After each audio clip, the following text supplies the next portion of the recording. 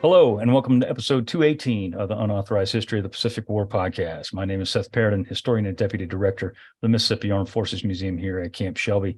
And with me, as always, is my esteemed co-host, retired Navy Captain Bill Tody, former skipper of the fast attack submarine USS Indianapolis, Commodore of Submarine Squadron 3 in Pearl Harbor, and many other postings. How are you this afternoon, Bill?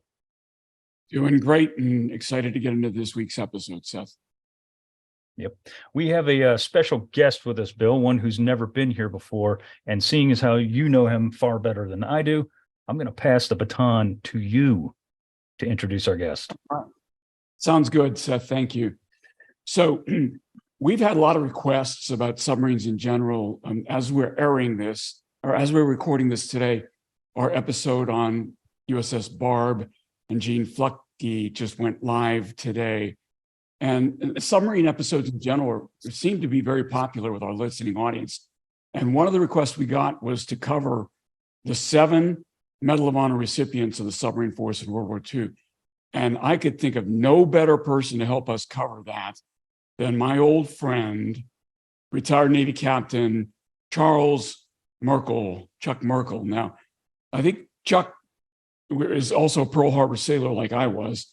But he took command of USS Key West, I think maybe a year or two after I left command of Indianapolis. Chuck, I don't remember if that's right or not. You can correct me in a second here. That's about right. November 2000 is when I took command.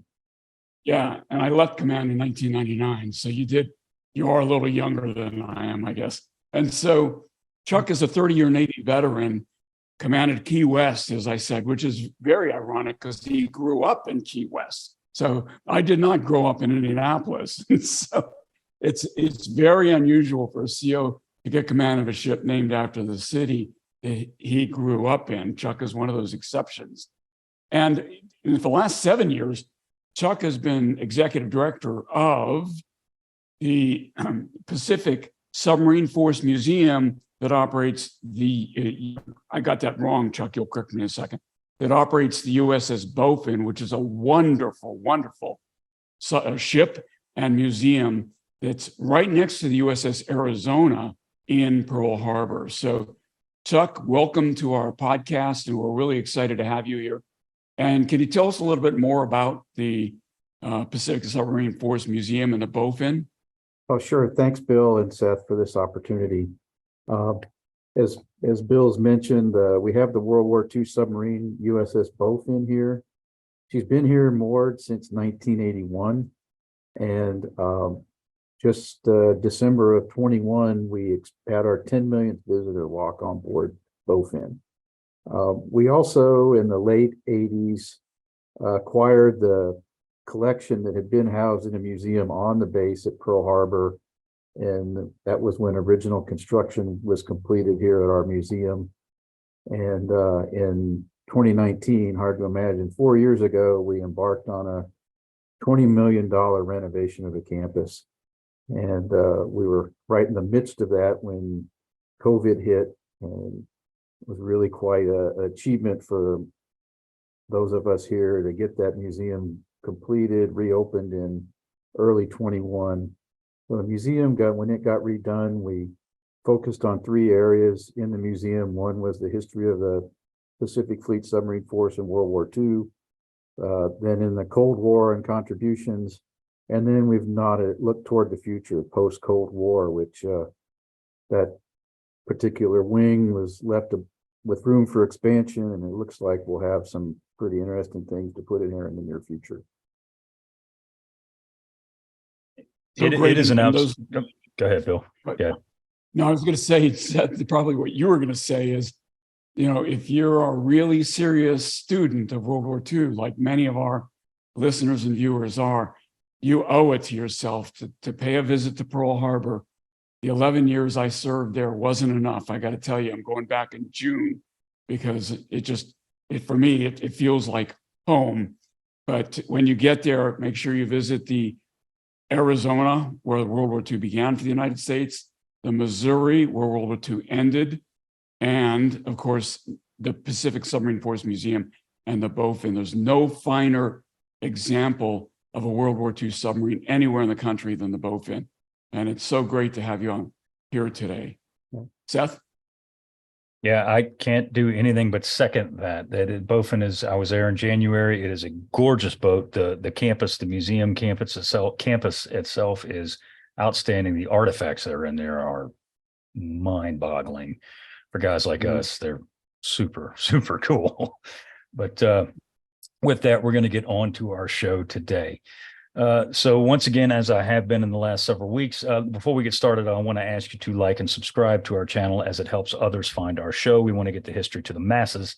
And if you want to help us do that, then hit that subscribe button and like our episodes. That being said, the Medal of Honor is the highest award for gallantry that the United States can bestow upon an American serviceman or woman. 3,516 members of the United States military have received the Medal of Honor for various heroic deeds since the medal's inception during the American Civil War. 1,535 medals were awarded in that conflict alone. And while that is a high number, the criteria for earning the medal, the blue ribbon, as I call it, makes acquiring the nation's highest award often very difficult. To be clear, it is not a prize. Those who wear the medal are not winners. They absolutely detest being called Medal of Honor winners. They are recipients. The vast majority of recipients do not set out to acquire the medal, quite the opposite. Most recipients I have known in my life never wanted the medal in the first place and wear it often in remembrance for those who sacrifice themselves more often than not in the action in which the recipient earned his medal. During World War II, 472 men earned the medal. 16 were earned at Pearl Harbor. 10 were earned during Operation Overlord, including my dear friend Walt Ehlers. 22 were earned during the Anzio campaign in Italy. A mind-boggling 27 were earned on the blood-stained black sands of Iwo Jima in 1945. Of the 472 medals awarded during the war, 53 were awarded to Navy personnel. 7 of those were awarded to members of the silent service. Only 18.5% of the medals are posthumous awards, which is contrary to popular belief. However, 3 of the 7 medals of honor that were awarded to members of the silent service were posthumous. For submariners, the Medal of Honor was certainly not a prize to be won. So, gentlemen, we have talked in previous episodes, we've talked about Dick O'Kane, and we have talked about Gene Fluckey, as Bill said. That episode aired today. And we're not going to cover those two gentlemen in this episode because we've devoted episodes specifically to them already. So there's no need to rehash the same stories 3 and 4 times. So, you know, as most of you guys are fully aware, the submarine service had its issues at the beginning of the war in the Pacific. There were just a handful of heroes to hold up to the press and the American public and the United States Navy, for that matter. And we're going to jump right in with the first Medal of Honor recipient who was bestowed with this award in World War II in the submarine service, who is famous for his final words, which of course are "take her down." Bill, who was Howard Gilmore? Seth, he was born in Alabama in 1902, grew up in Meridian, Mississippi, where his father worked as a tailor and had his own store in town. Following high school, Gilmore enlisted in the Navy in 1920, where he initially served as a yeoman, an enlisted man. After 2 years of service as an enlisted man, Gilmore sought an appointment to Annapolis and earned it via academic competition. He graduated in the class of 1926 and sat 34 in a class of 436. So obviously he competed academically to go from his enlisted service to his commission, and that competition was legitimate. He was an academic powerhouse. After graduation, he served on a variety of ships, including the battleship the battleship Mississippi, BB-41. Yeah, not the Missouri yet, where he spent 4 years in the ship's gunnery department. In 1930, he decided that submarines were more to his liking and underwent submarine training in 1930, serving aboard many boats before becoming XO of USS Shark, which was SS-174.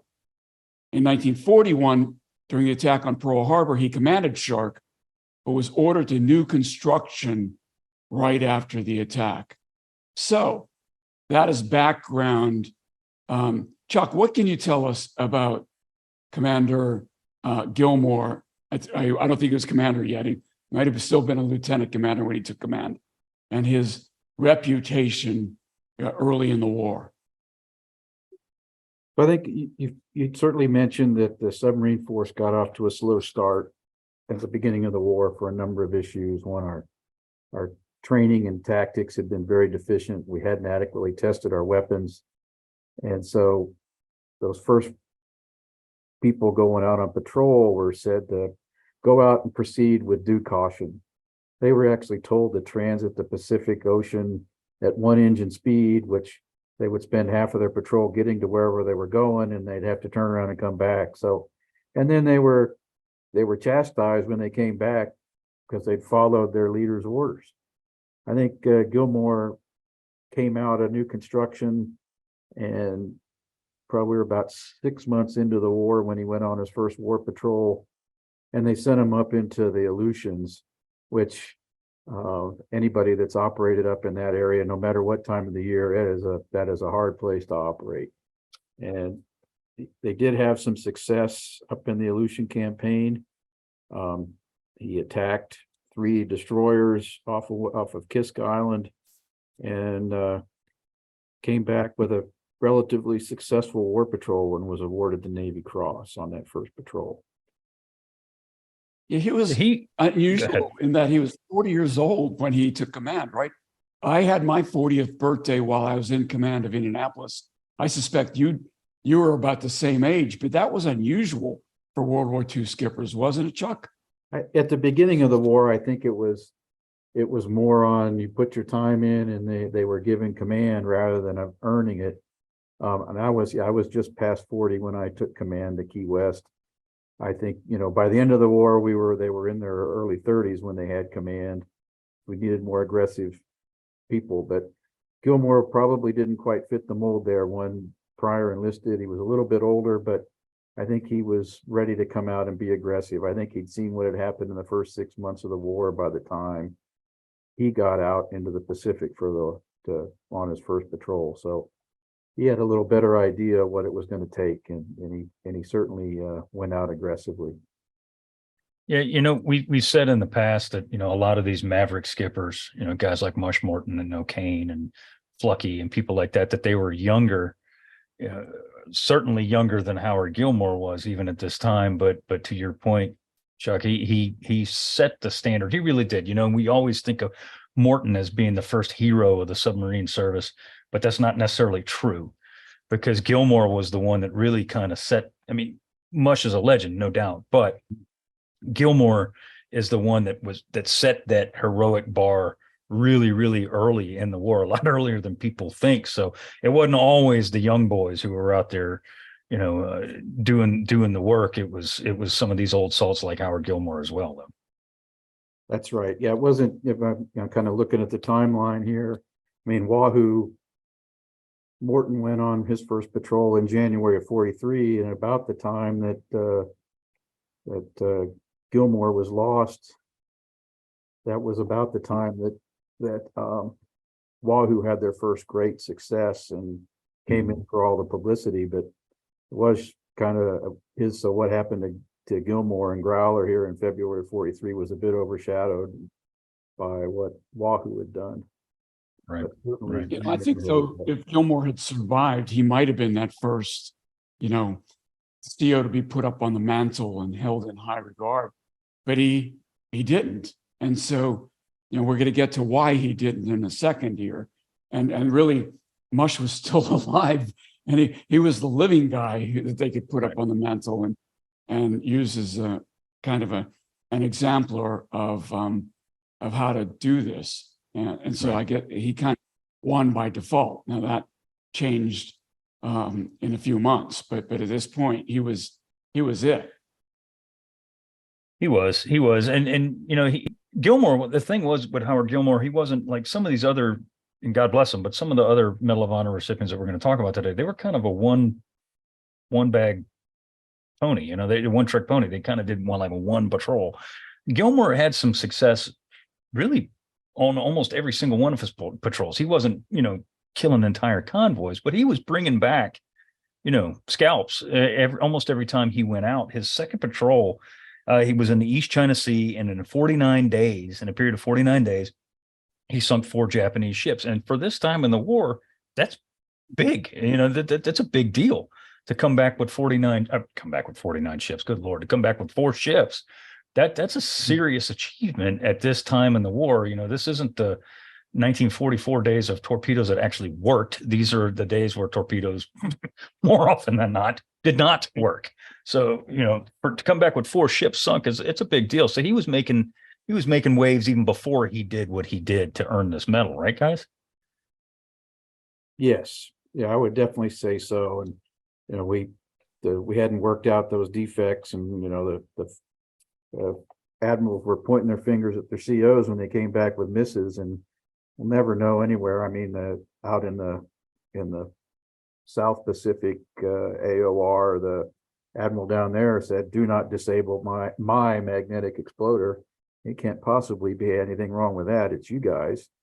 Maybe Gilmore disregarded that and just turned him off. We'll never know. I think there were several others that did that without order, and I frankly couldn't blame them. Even going back to the first war patrol in July of 1942, he attacked 3 Japanese destroyers off Kiska, sinking one of them and severely damaging the other 2. And the 3 ships were nested together and stationary, which is really, it seems like a really easy fire control solution if the ships are stationary. I guess, except the fact these guys fired back, even though they were moored or anchored. And so that would be a bit shocking that the destroyers fire 2 torpedoes at you from anchor. I don't know of any other time when that happened. I don't think it happened in Wewak Harbor during Mush Morton's patrol. I mean, the destroyer was underway when Mush did the down the throat shot. So, do you know of any, Chuck? No, nothing. I certainly where they were fired at from shore, but I don't recall any other event where a moored ship fired back at an attacking submarine. Right. Yeah. So just to put this in perspective, when Gilmore gets back from his second patrol, he sunk 5 ships. He sunk 1 and damaged 2 on the first patrol, and he sank 4 on the second. So he's got 5 in the bag total. This makes him, at this point, one of the most successful skippers of the war to this point. Now, obviously, he's superseded by many others later, but that'll give you some idea, as you being the listeners, watchers, whatever, some idea as to the state of the submarine service at this point in the war, that 5 ships was a huge accomplishment for a skipper at this time. So go ahead, Chuck, you were about to say something. Yeah, I would say that's certainly one of the early successes. It was certainly there. And I'm not sure that the submarine force realized how difficult what they were doing was going to be. And this was one of the guys that kind of figured out how to get things done. They probably hadn't really captured that yet, though. I think the other thing that's going on here, and to get a little closer to the end of 42, beginning of 43, was the loss of Admiral English and a lot of his senior staff, and then Admiral Lockwood taking over as sub-pack just about the time all this is going on. So on February 7th, 1943, at about 0100, radar picked up, Growler had been on the surface charging batteries. Radar had been picked up a target. Gilmore gave chase, closing the distance to roughly 2,000 yards. Now, that's close in terms of, not being able to visually see the target, but on this particular day, or evening rather, the weather was relatively bad. And by that, necessarily saying that there weren't necessarily choppy seas, is that the visibility was practically nil. Am I correct in that statement, Chuck? Yeah, I think so. I mean, anybody that's spent some time in the tropics that can know how hazy the horizon can get during the day or night. You can be pretty close to something and not be able to see it. And especially now, nobody has their running lights on. Nobody wants to be seen either. So it would be pretty difficult to pick something out on the horizon on an evening like this, especially if it's a really dark, moonless night. Yeah, and it was. so it made it even that much more difficult to figure out what exactly the radar was picking up. So once he does get into view of this vessel, it becomes very clear that it is a Japanese vessel, and it's identified as a converted gunboat. Identified as, in actuality, it was the armed provision ship Hayasake is the name of this vessel in particular.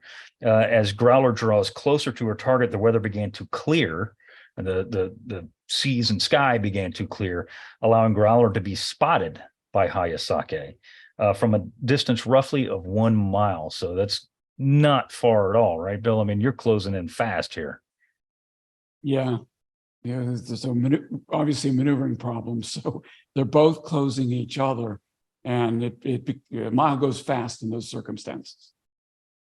Yeah, so you get that close at 500 yards. The Growler's at 17 knots. The Hayasaki is probably equal to that, so probably closing at close to 30 knots at 500 yards. That's less than a minute. Realizing, collision imminent. Gilmore's got some men up on the bridge with him. He orders left full rudder, and I think hits the Hayasaki with the bow of Growler into the side of the Hayasaki, and impact bends the bow back, crumples the bow of the Growler. Imagine an impact. I mean, that's going from 17 knots to probably nothing in just a few seconds. Probably quite a bit of confusion on both sides with that impact. And the Japanese ship then has weapons and opens fire on the Growler, raking the bridge. And I don't think anybody else was topside, but just men up on the bridge. So everybody up on the bridge was probably hit, wounded, if not immediately killed. Mm-hmm. Yeah. So to your point exactly, Growler is once they realize that, oh crap, we're going to hit, this is definitely not avoidable. Gilmore does actually, he does, and there's a movie, Operation Pacific, we've referred to it before, where they purposely do ram this Japanese ship in that movie. That is not what happened in reality whatsoever.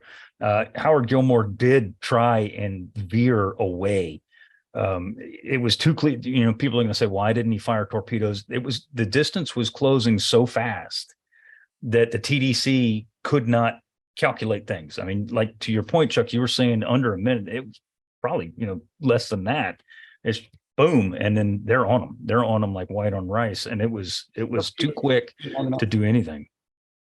And torpedoes didn't have enough time to arm either. Right. Close. Yeah. Right. It wouldn't have mattered. So it would have been battle stations, guns.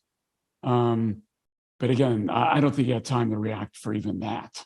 No, I don't think so either. And I think Bill probably, like you or anybody that's been in command, has had some of those there, but for the grace of God, go you or I moments, right, where just a situation develops very rapidly, and the fact that both of us walked away and from those sorts of things, some of it may be good, probably a little bit of luck involved too. In this particular case, Gilmore and the Growler were unlucky. Very much so. The impact bent the bow back some 90 degrees to port, crumpling some like 35 feet of her bow. So, I mean, this was a significant impact. Throws Gilmore off his feet. Reports are that virtually everybody in the submarine itself was knocked off of their feet. It's like a school bus hitting a train. I mean, it's massive, massive collision. As soon as they are about to hit, Gilmore hollers, clear the bridge. Everybody goes down. Japanese open fire with automatic weapons onto the bridge and the sail of Growler. Gilmore is hit. 2 men, Ensign William Williams and Fireman Wilbert Kelly, are immediately killed in the fusillade from the Japanese ship. And as we said, Gilmore is wounded. It's at this point, realizing that this is where he does what he does, realizing that his ship is severely damaged, and more damage would most certainly occur if they remain on the surface and remain there. Gilmore is heard to holler, because he never does actually roll towards the hatch from all accounts. If y'all know something different, please speak up. But basically he gets hit and he crumples and he hits the deck right there. He is heard to holler, "Take her down, take her down." His executive officer is a guy named Arnold Shade, Schade. It's reported that he hesitated for a full half a minute, waiting on Gilmore to come down, hoping to God that he's going to at least crawl to the hatch and grab him and pull him down. And when he does not do that, he reluctantly closes the hatch and backs away and does indeed bring the boat down. That had to be a devastating decision for the XO to make here. I mean, this is your skipper, this is your leader, this is your boss, and he never shows back up. I mean, I'm just going to go out on a limb and assume that Gilmore's last words were "take her down," because he probably died shortly thereafter. But as an executive officer, I know both of you guys at some point served as XO.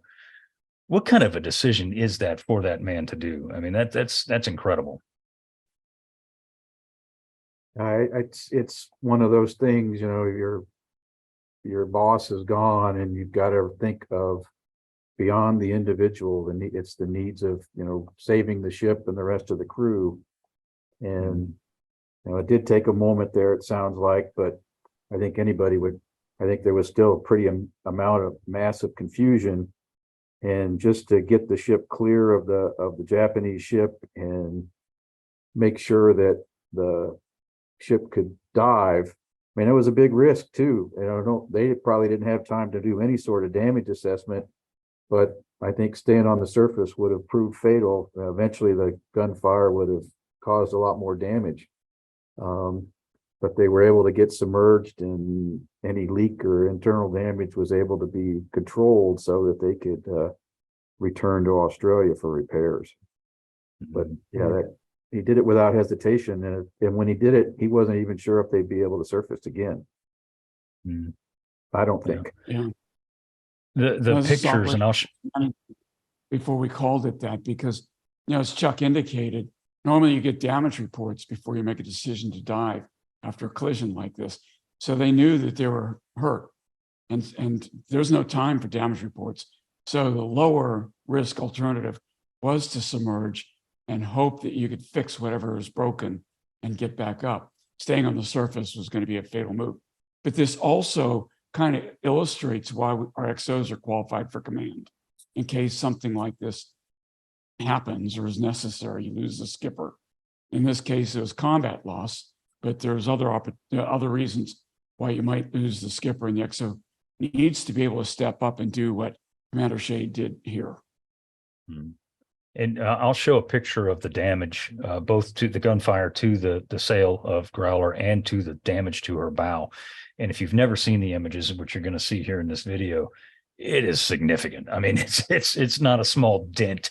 It is significant. So, Bill, can you do us a solid and read us the and we're going to do this for each of the recipients here.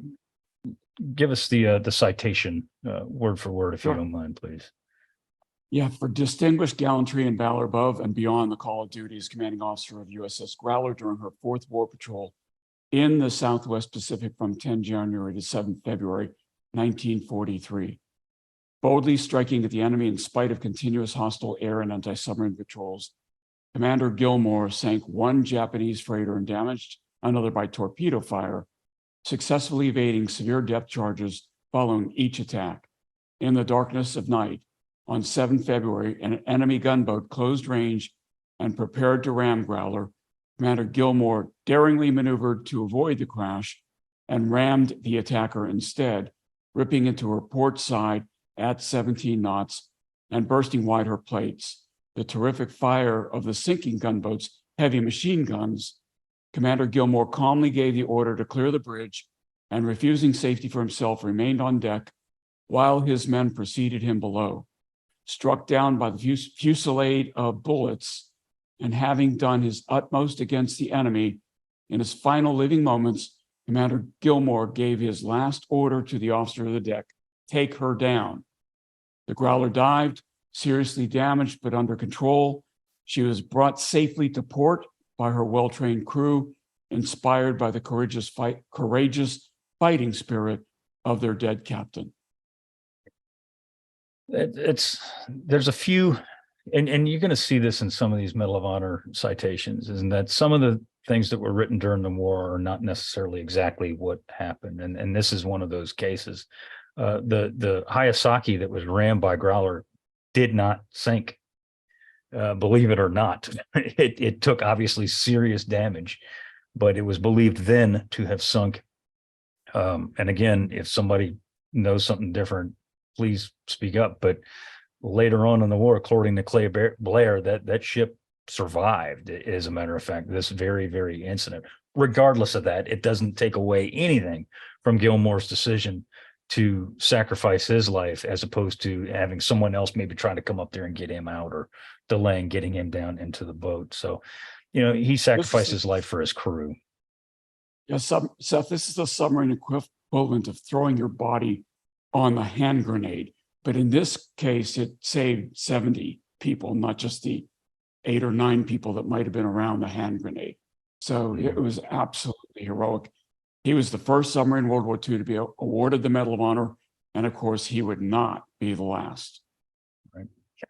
So the next gentleman we're going to talk about this is a little bit of a different story here. This is John P. Cromwell. Cromwell was not a skipper. He did not have command of his own boat. He was kind of a sort of a wolf pack commander, if you will. Before we'll get to those details here in just a minute. But this is a unique story, and no less heroic here either, as the reason for the reasons that we are about to show you. So he was a native of Illinois, born in 1901. He was appointed to the Academy in 1920. He graduated in 1924. Like almost all Naval Academy graduates of his day, he spent his first assignment aboard battleships, in this case, USS Maryland, BB-46, which of course was at Pearl Harbor on December 7th, 1941. In 1926, he attended sub school and first served aboard the USS S-24 from 1927 to 29. Following service aboard that boat, he then had 3 years of diesel engineering instruction, later followed by more tours aboard several different submarines.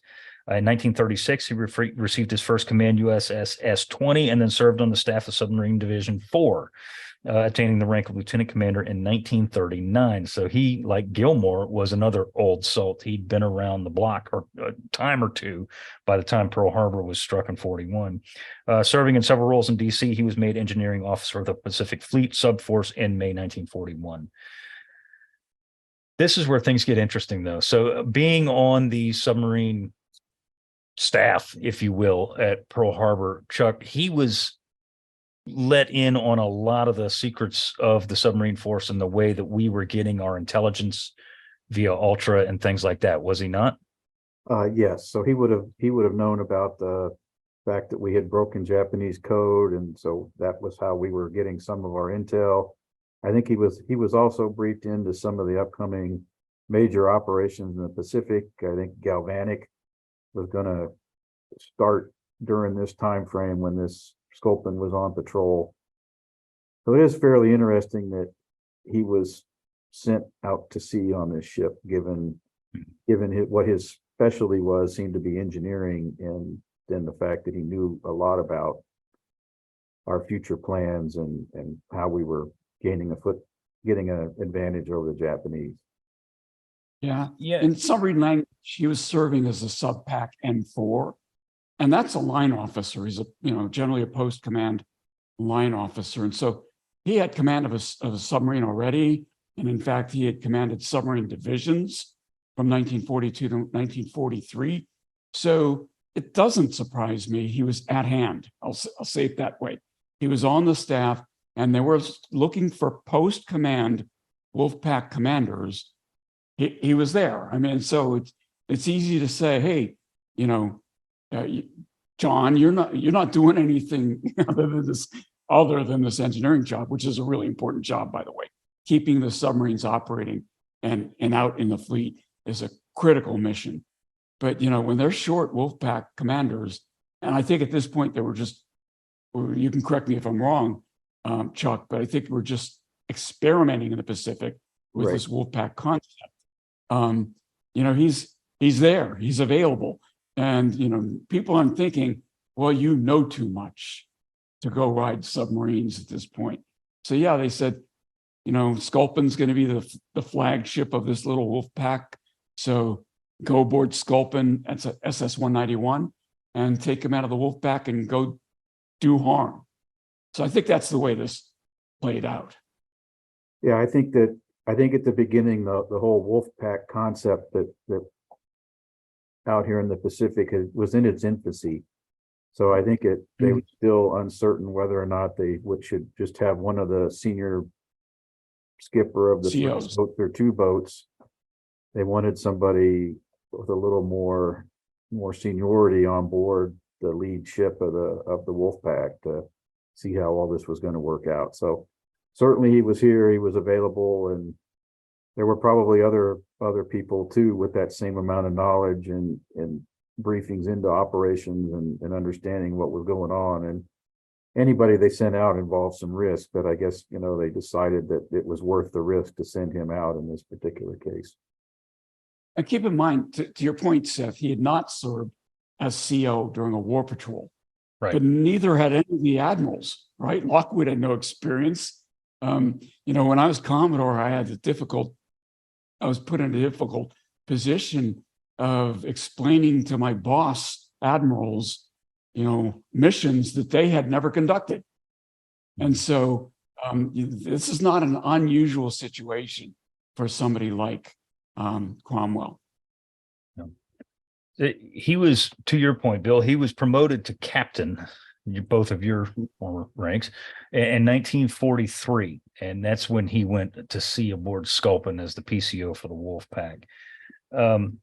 Cromwell and Sculpin departed Pearl in November 5th, to be exact, 1943, and proceeded to the area around Truk. Now, we had talked about, you'd mentioned Operation Galvanic, Chuck. Of course, that's the invasion of Tarawa.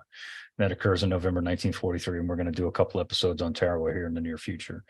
But his intimate knowledge, and that's my only point, is that his intimate knowledge of both Galvanic, which I would be willing to bet that most submarine skippers who were out on patrol probably had no earthly clue, unless they were assigned to that area, had no earthly clue that we were going to invade Batio, Tarawa, and yet he did. And that's my only question, is that he had a lot up here, intimate knowledge that had he been captured, it would have been really bad. And while we all know that submarine skippers or submarine personnel, period, were rarely captured, but there were some, and that's the only thing that makes me kind of raise an eyebrow, is that because of his knowledge, it's just like, yeah, man, I understand the necessity of need to put someone out there, but it's like, geez Louise, you couldn't find anybody else that didn't know this. But Cromwell is he's a legend in his own right, is he not, Bill?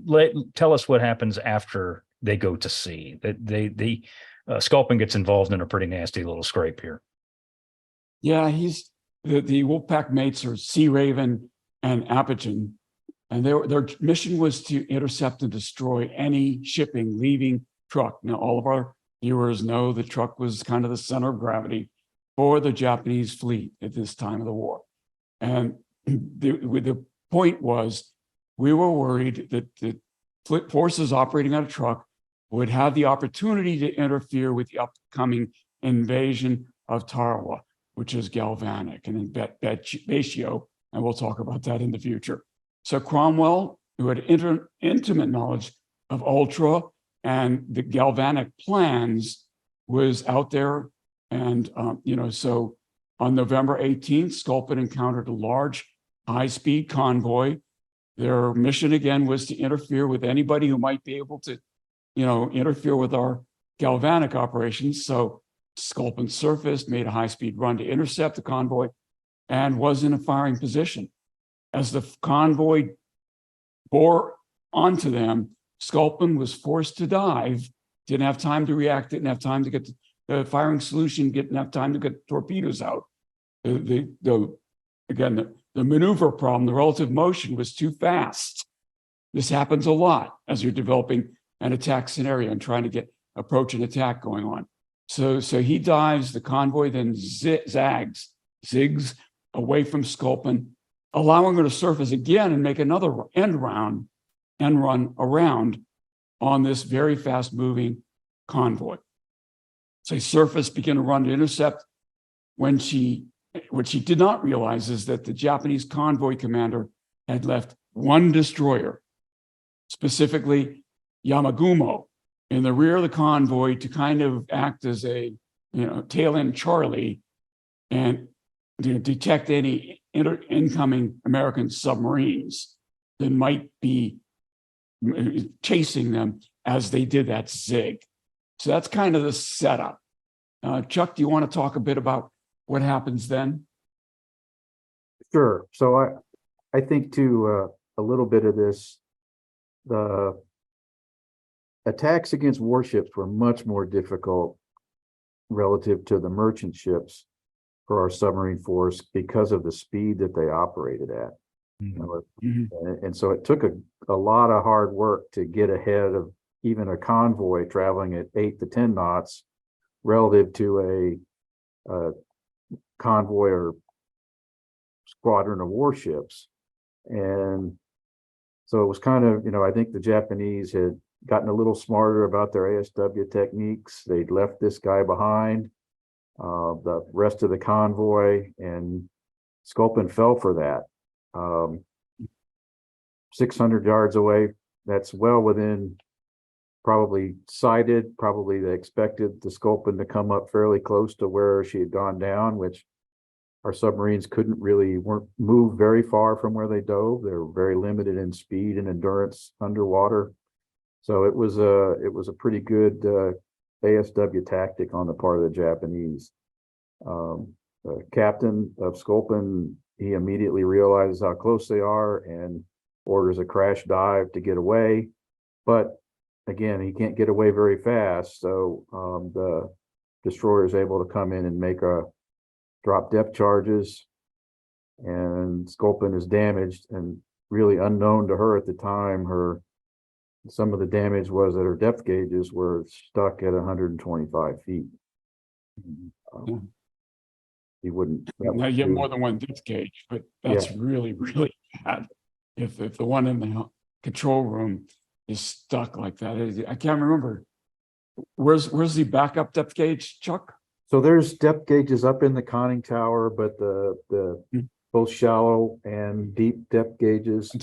But mainly the two big ones that the diving officer would have used are down in the control room, right above the controls for the bow and stern planes on the fleet boats. Yeah, and that's probably one thing we need to. One thing we need to reinforce here is that the skipper is responsible for the ship, safety of the ship, conducting the attack. And the skipper's name was Fred Conaway. And the presence of a Wolfpack commander or even the Commodore on your ship does not relieve the skipper of the responsibility for the safety of the ship and conducting this attack. So he's not going to defer to Cromwell in this instance and say, hey, what should I do now? He's going to do what he needs to do, right, Chuck? Right. Yeah, it's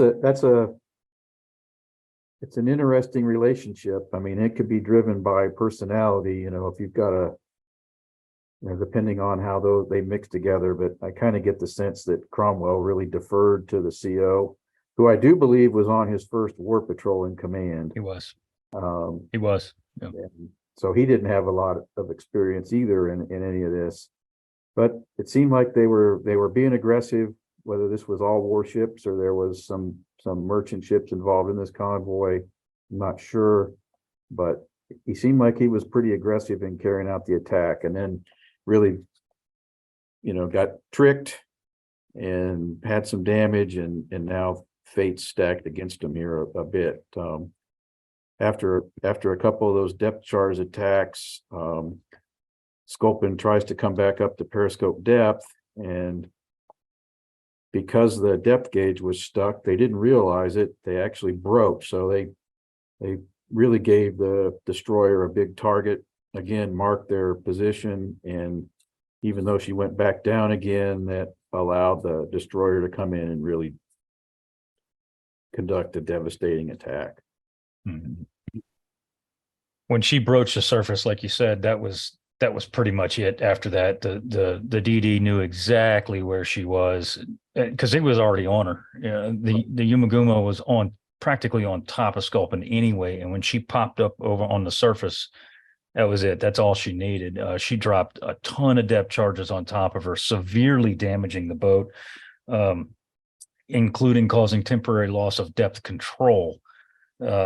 She plunged deep, spraying many ship-threatening leaks, and at this point, it's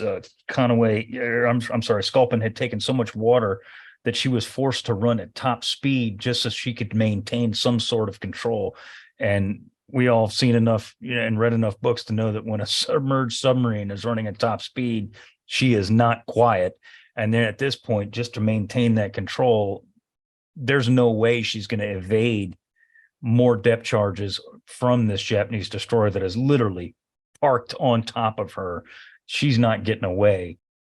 So he does do that very thing. Sculpin surfaces. He orders battle stations. Conaway orders battle stations guns. The deck gun crew spills out onto the deck. The decks are still awash.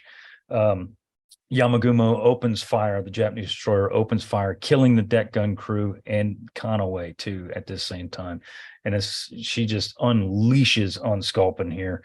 The surviving senior officer at this point orders the crew to abandon ship. There's no hope for survival here. The submarine is going down, and it's going to go down rather quickly. So the crew is ordered to abandon ship, and it's at this point that Cromwell makes his decision. And as we said before, he already knew too much about Ultra. He knew about Operation Galvanic, the invasion of Baishio Tarawa coming up soon. Cromwell, knowing that more than likely some of the crew will be captured by the Japanese, decides that I cannot be captured by the Japanese. At this point, he decides to stay with the submarine and go down with the boat. 10 other Sculpin crew actually decided to do the same thing. Undoubtedly, some of these guys are probably wounded, but regardless, those guys decide to stay with Cromwell and go down with the submarine.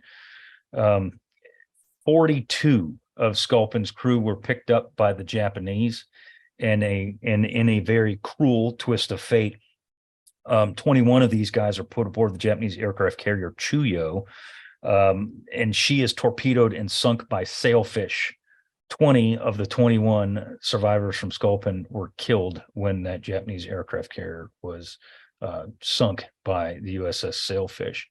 But Cromwell's decision to stay aboard and sacrifice his life as opposed to potentially giving away secrets of American operations nets him also a Medal of Honor. So this is 2 medals of honor that are awarded to the Silent Service, and both of them are posthumous. Bill, can you let us hear what the citation says for Cromwell? Absolutely. Before I do, though, it's one of those tales of the submarine force that the survivors, there were there's 20 or so survivors from the Sculpin, said the last time they saw Captain Cromwell, he was sitting at the wardroom table playing solitaire as they abandoned ship and the ship sunk. Now, I've tried to confirm that story independently. I've read this story. Chuck, maybe you have some information on whether that story is true or not, but it's one of those. I don't know whether that's true or not. I did meet somebody a number of years ago. The surviving senior officer, his name was George Brown, Lieutenant George Brown. And when he was in the hospital after the war, when Admiral Lockwood went to meet with him, the story that I got was that Admiral asked him if they could do anything for him, and the first thing that Lieutenant George Brown said was, "Admiral, they took our dolphins." And Admiral Lockwood took the dolphins off of his uniform and gave them to Lieutenant Brown. And the person that I had met that knew this story said he wore that pair of dolphins as a tie clasp in later years. So that was a pretty interesting sidebar to that. But I can't confirm the playing solitaire in the war piece. Well, in any case, the Medal of Honor citation reads as follows: for conspicuous gallantry and intrepidity at the risk of his life above and beyond the call of duty as commander of a submarine coordinated attack group with flag in USS Sculpin during the 9th war patrol of that vessel in enemy-controlled waters off of Truk Island, 19 November 1943. Undertaking this patrol prior to launching of our first large-scale offensive in the Pacific, Captain Cromwell, alone of the entire task group, possessed secret intelligence information of our submarine strategy and tactics, scheduled fleet movements, and specific attack plans. Constantly vigilant and precise in carrying out his secret orders, he moved his undersea flotilla inexorably forward despite savage opposition and established a line of submarines to southeastward of the main Japanese stronghold at Truk. Cool and undaunted as the submarine rocked and battered by Japanese depth charges, sustained terrific battle damage, and sank to an excessive depth, he authorized the Sculpin to surface and engage the enemy in a gunfight, thereby providing an opportunity for the crew to abandon ship. Determined to sacrifice himself rather than risk capture and subsequent danger of revealing plans under Japanese torture or use of drugs, he stoically remained aboard the mortally wounded vessel as she plunged to her death. Preserving the security of his mission at the cost of his own life, he served his country as he had served the Navy, with deep integrity and an uncompromising devotion to duty. His great moral courage in the face of certain death adds new luster to the traditions of the U.S. Naval Service. He gallantly gave his life for his country.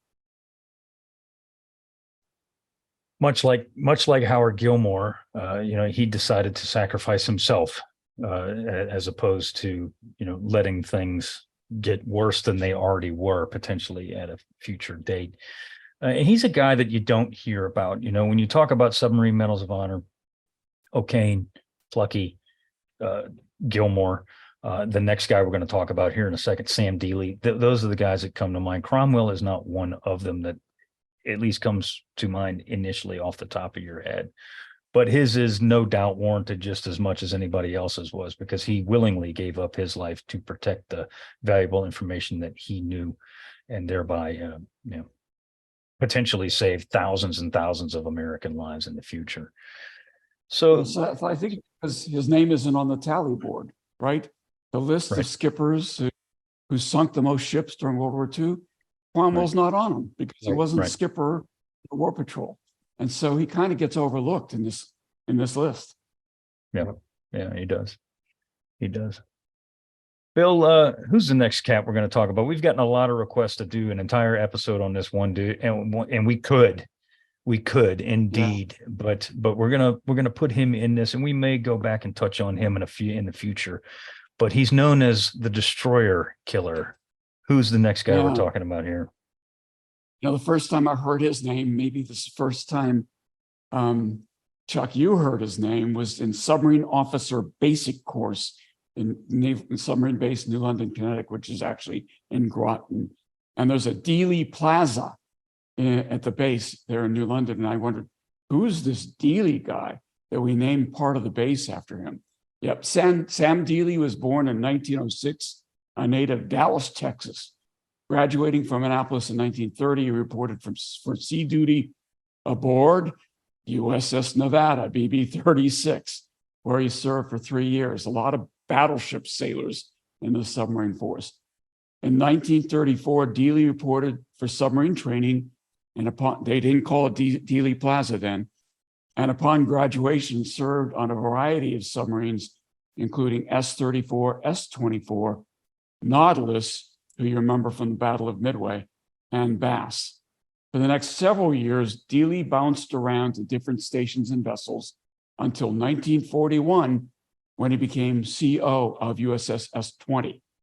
In 1942, he was assigned as CO of the new construction boat, USS Harder, SS-257, which he commissioned and took to war. So he's got background that's a lot like pretty much everybody else's at this point in the war, Seth. But then things take off for him. Once he gets a hold of Harder, he I don't know if I'd necessarily classify him as one of the younger generation, but he was not as old as Howard Gilmore. He was a little bit older than Dick O'Kane and Flucky, but he was uber aggressive. This is one of the skippers that you put him in that list of people like Eugene Flucky and Dick O'Kane and Mush Morton. Chuck, Sam Dealey was he literally was the epitome of the aggressive submarine skipper, was he not? No, he most definitely was. First four war patrols of Harder, June of 43 through March of 44. He and his crew sank 14 Japanese ships, and that certainly 4 patrols. That's more than 3 per patrol, which is better than average. So they knew it was an aggressive CO. I think there's a picture of this in the Life book that talks about submarines in the Pacific. It talks about on his 4th patrol, he was on lifeguard duty in the Carolines and was ordered to rescue a pilot who'd been shot down and was injured. And he literally put the bow of the Harder on the outer reef and sent men in to rescue this pilot. And there's a picture they had overhead air support because there were snipers on the island shooting at the pilot on the beach, the men who were in the water trying to rescue him, and the ship, the submarine whose nose was literally on the reef of the outer reef of the island. But there's an overhead shot from one of the supporting aircraft that shows the life raft, shows the men in the water. You can tell that the screws are backing on the Harder to keep her away from the reef. In Bill and Mai's era, there was no navigation plan for this. There had been no piloting brief. They were told to rescue this guy, and they went in and they got him off of the beach. So pretty aggressive rescue, one of the more aggressive rescues of pilots during the war.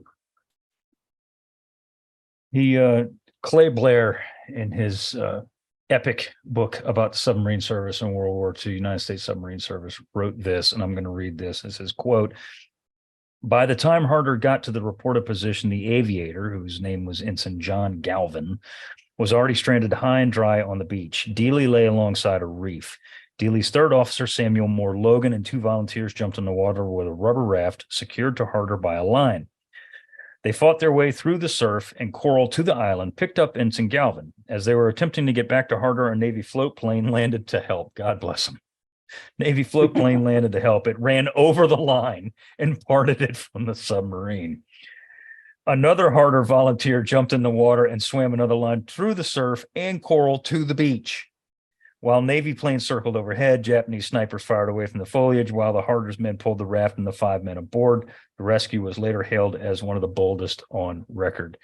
And to your point, Chuck, I mean, he's potentially sacrificing his boat and his crew to rescue that one man. Right. And not only because that was his mission, but because he believed in that mission, that this is a fellow American. This is a downed aviator who was wounded, by the way. Galvin was hurt. He was injured. He was getting him off that island come hell or high water, even if it meant grounding his own submarine, which he indeed did do. I don't believe that Harder suffered any significant damage because of this, did she? No, not that I'm aware of. And yeah, that book is pretty amazing. I don't have a copy here in my office, but I know we have it in the library here. It's just literally, you can definitely tell that the Harder screws are backing down to keep her perpendicular to the reef. You can see the men in the water. You see the life raft. You couldn't script a Hollywood scene any better than what that really was. That's right.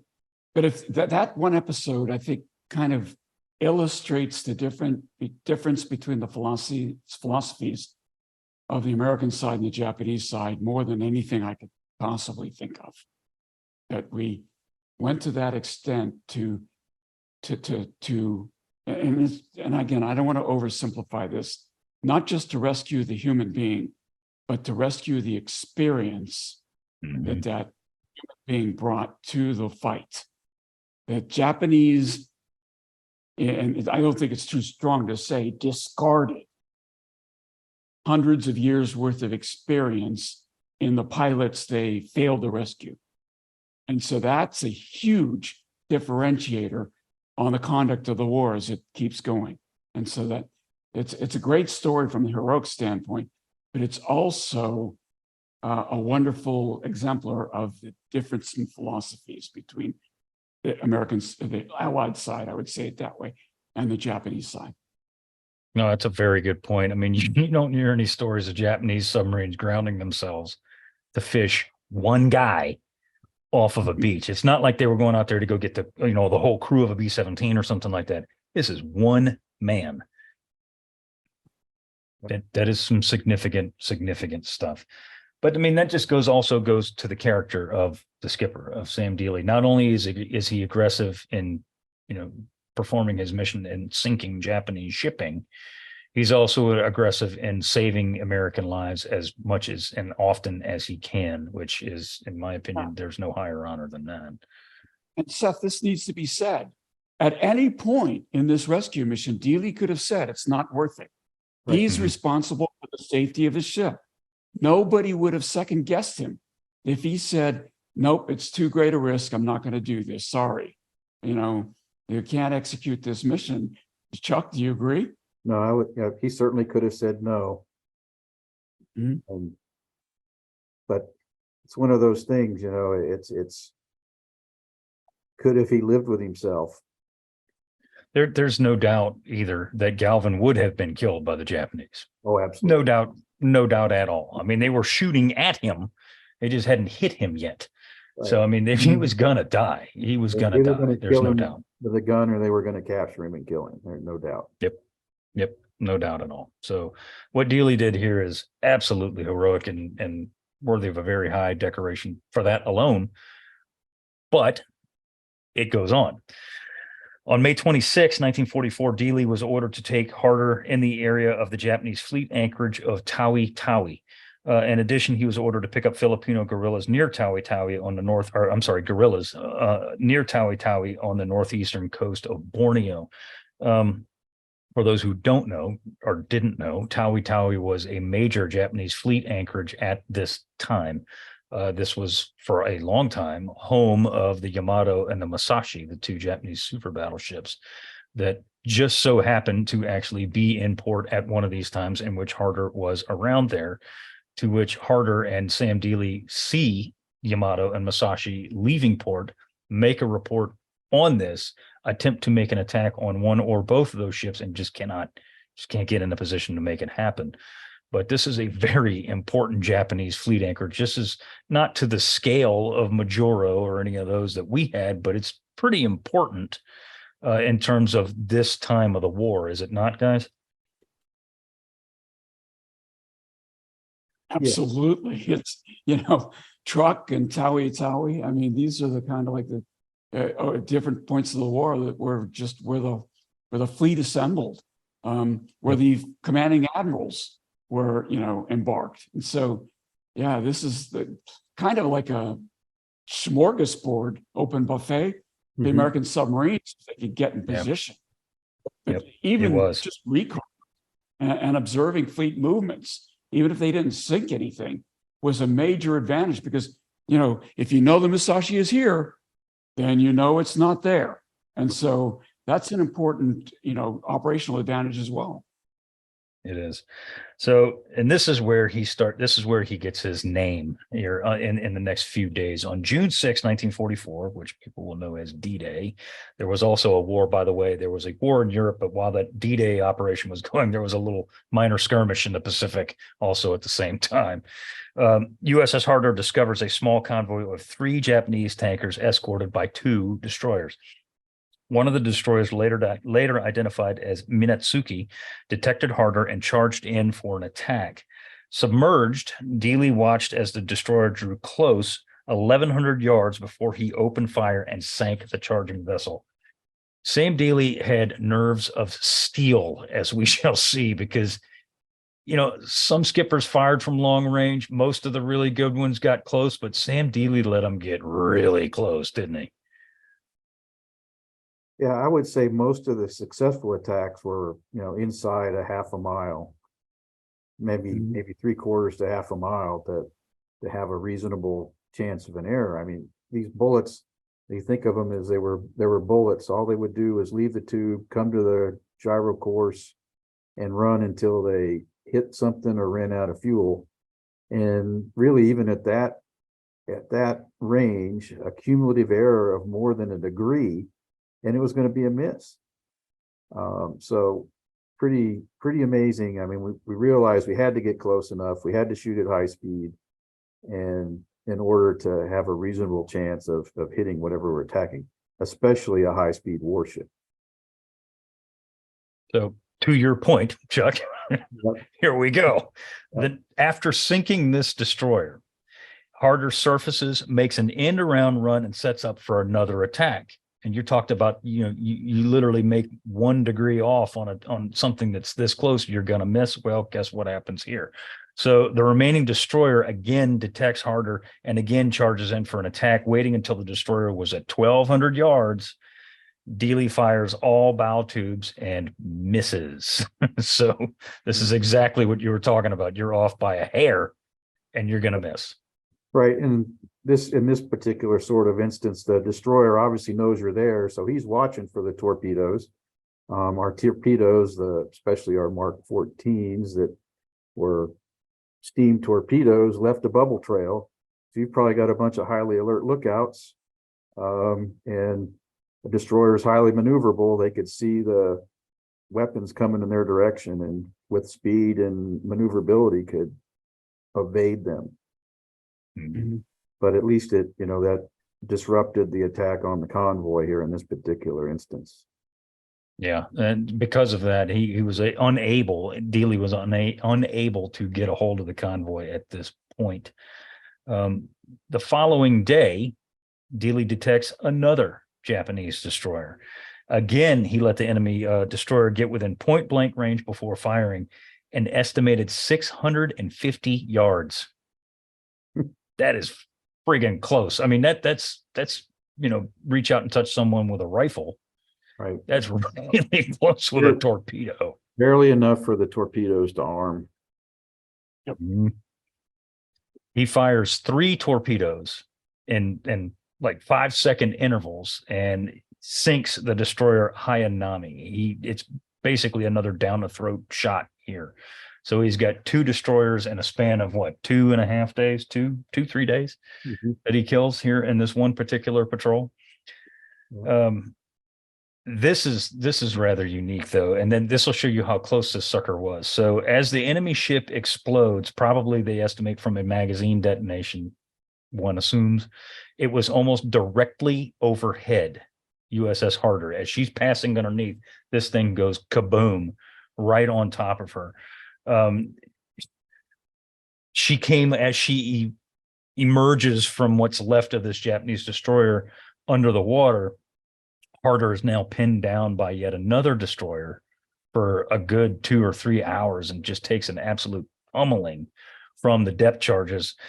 He winds up evading this last destroyer. He pops periscope. Sam Dealey pops periscope a couple of hours later and sees 8 more destroyers coming in his way. At this point, he decides that discretion is the better part of valor and says, "Not today, Jack," and turns around and leaves the area. This is a large concentration of destroyers in this particular area, and one would imagine so, being close to the fleet anchorage that he was. But he's 11 destroyers in a span of 3 days that he spots here. On the night of June the 8th, Dealey detected yet another Japanese destroyer, actually 2 more. He fires 4 fish at the overlapping targets and believed he had sunk both, when in actuality he just sunk one, which was the Tanakaze. And I said earlier that he detected Yamato and Masashi on June 10th. This is when he detects Yamato and Masashi getting underway. As he maneuvered in for an attack, his periscope was spotted by an aircraft that dropped a smoke pot for reference. So the Japanese are actively, they're clearly aware that there's an American submarine. There's a snake in the henhouse somewhere. There's an American submarine out there doing things. So they're out there actively hunting him down. And one would imagine so with the two big battle wagons out there, they're fat, juicy targets for any submarine that's going to come out there. And they know one's out there already.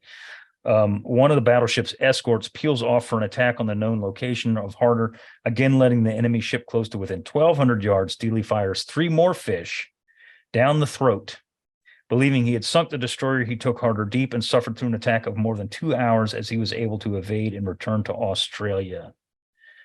So at this point, he's got 5 destroyers to his credit. He had actually sunk another one on a previous patrol. And this is where Admiral Christie dubs him with easily the coolest nickname for a submarine skipper of the war, the Destroyer Killer. So we've talked about this before, guys, and specifically with Mush Morton, in that Admiral Lockwood probably should have pulled him from his last patrol, or before he went on his last patrol, because Morton was not a well man. He was not healthy. And at that point, he was also exhausted. Sam Dealey was in the same boat, literally, as Mush Morton. He was pooped. He was worn out. And he is told that he's going to be pulled off and sent back home, but he talks his way into another patrol, much like Dudley W. Morton does. Yeah. So what happens to him after this, guys? Unfortunately, he's lost off the Philippines in the 6th War Patrol. Do we know anything about that last patrol, Chuck? There's not much known about it. I have a book that I started to read that talks about this. You know, after all of these attacks against these destroyers and the success he had against them, I think it was a lowly minesweeper that actually did him in. I think that's what the record shows. So certainly I think the submarine force began to realize, I mean, typically 5 war patrols, that would be about a year of time for these guys if they were on their typical pace. So after about a year, you're pretty worn out. And they realize that we need to put a limit on the patrols at 5 for these COs, just for the amount of stress that they're under, whether they wanted it or not. It's an unfortunate thing.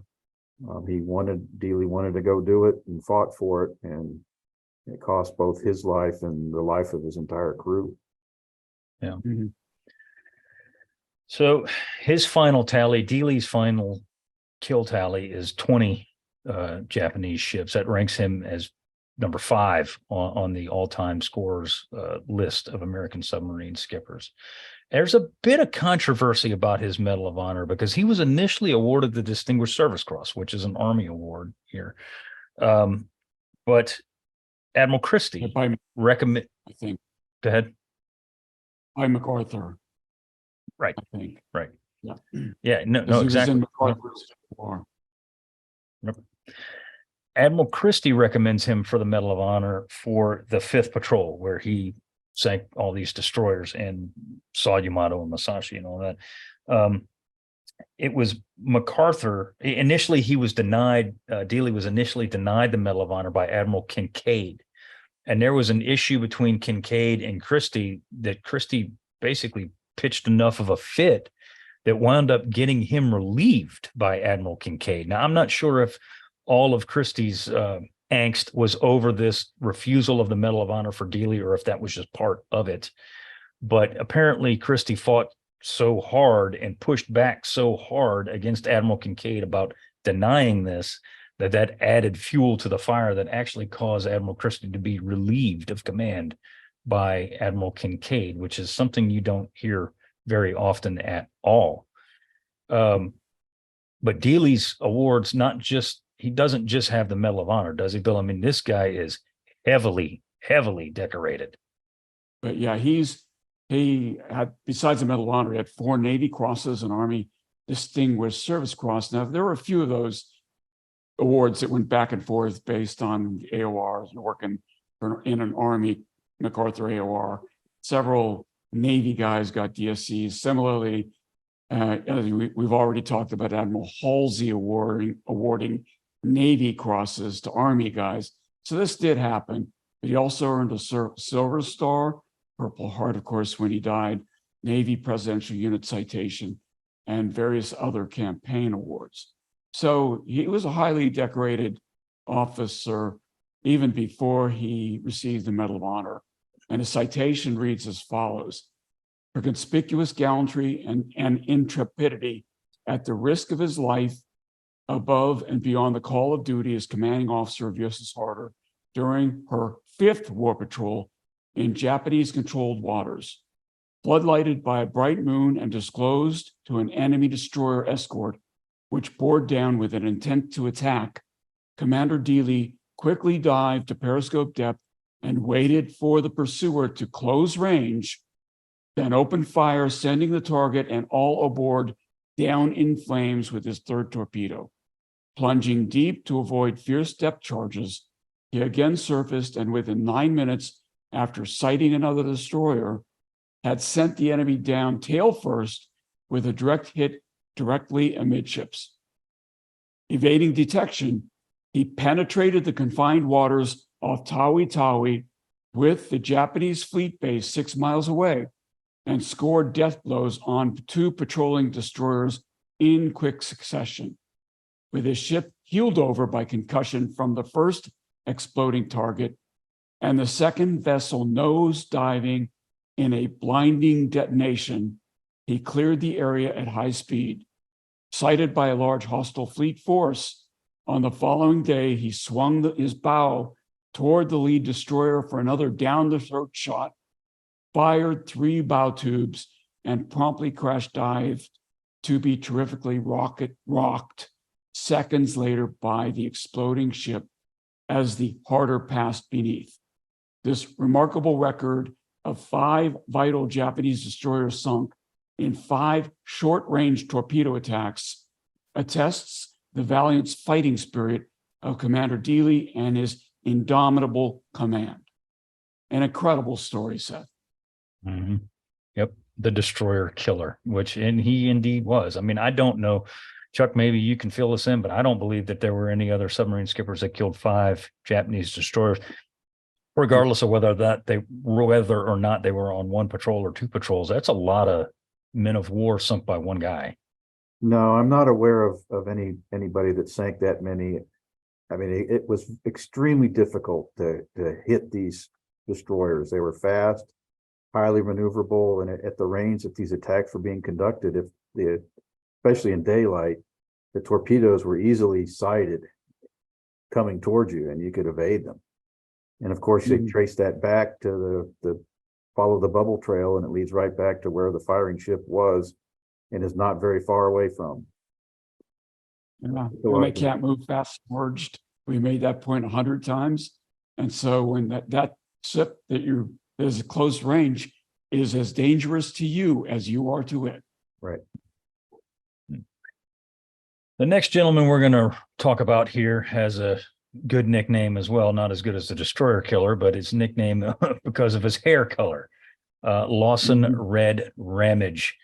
Red Ramage was a native of Massachusetts. He was a graduate of the Naval Academy, like virtually every submarine skipper of World War II was. Class of 1931, following graduation, he served aboard surface vessels before he decided he wanted to go to submarines. Unlike the other guys we've spoken about before, I don't believe he served aboard a battleship that was at Pearl Harbor on December 7th, 1941. He might be the only guy so far that we have talked about that didn't serve aboard a battleship that was in your backyard there, Chuck.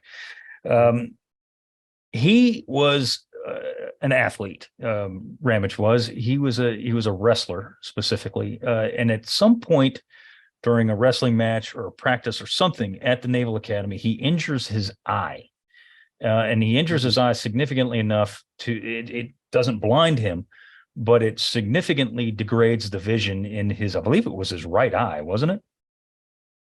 I'm not sure, but whichever. Yeah. So. But a bit whichever one it was. Yeah. A bit nefarious here. He memorizes the eye chart, right? So I wish I'd been smart enough to do that. I might have passed my astronaut physical.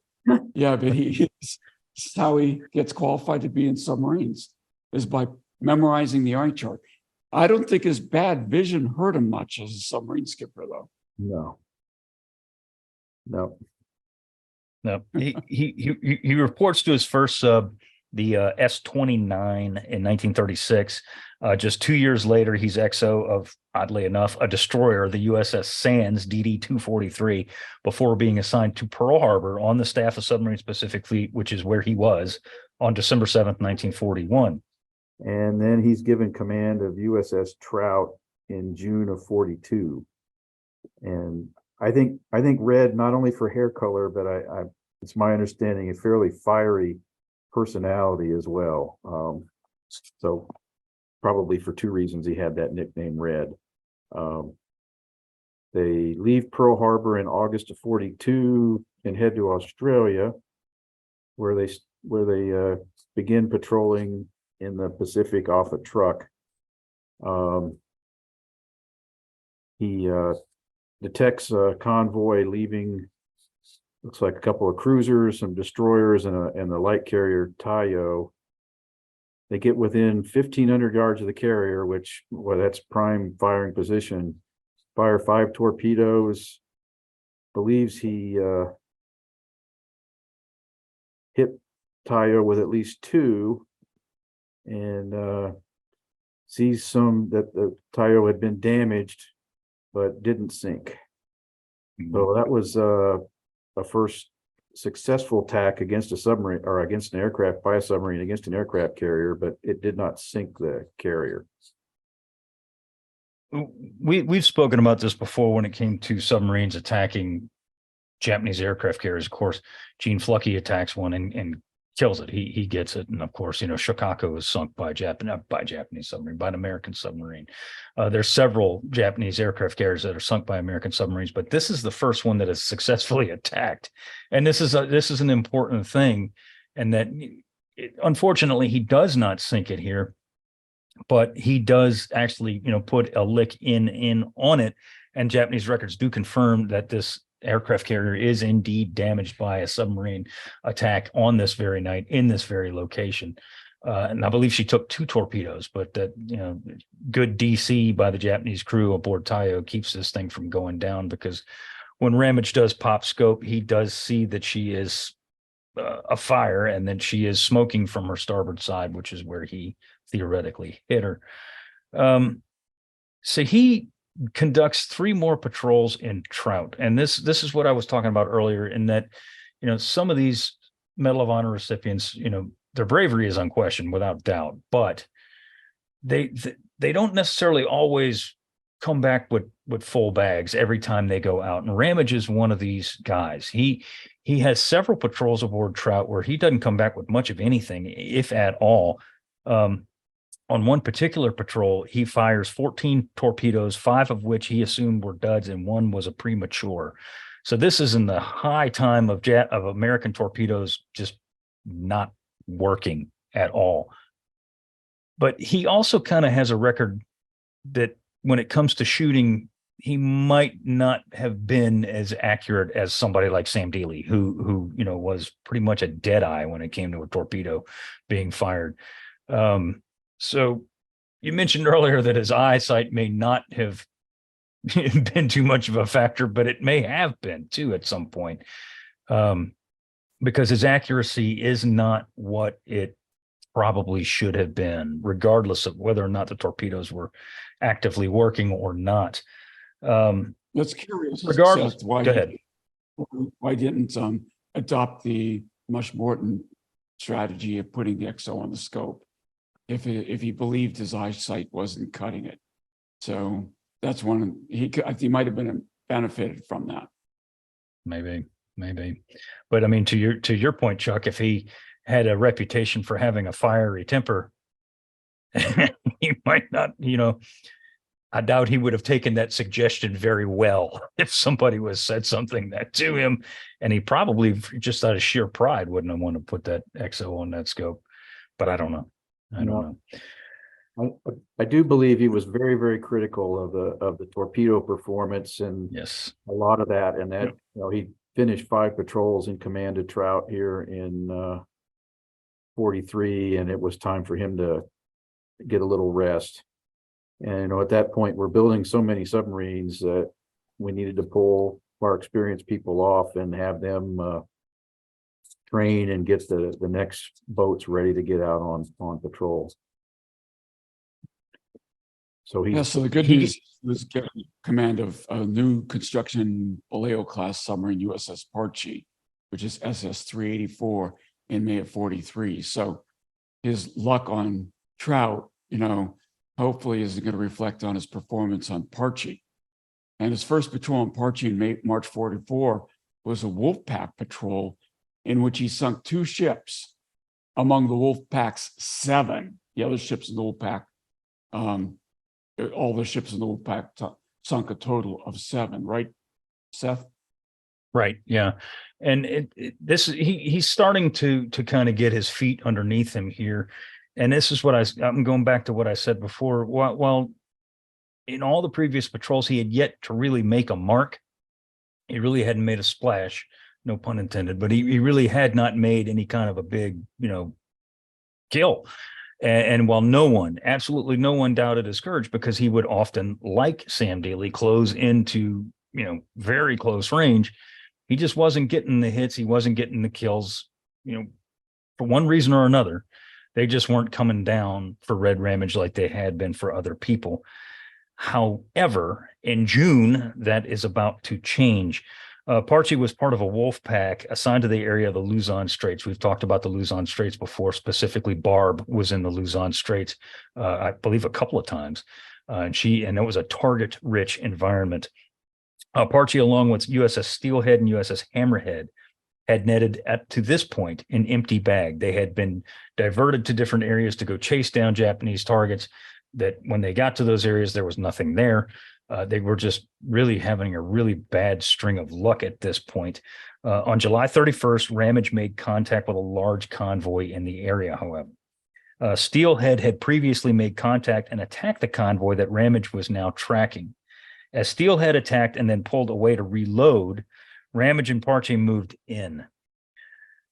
This is where Ramage makes his mark. At this point, this is pre-Dick O'Kane's, magnificent surface attacks with USS Tang.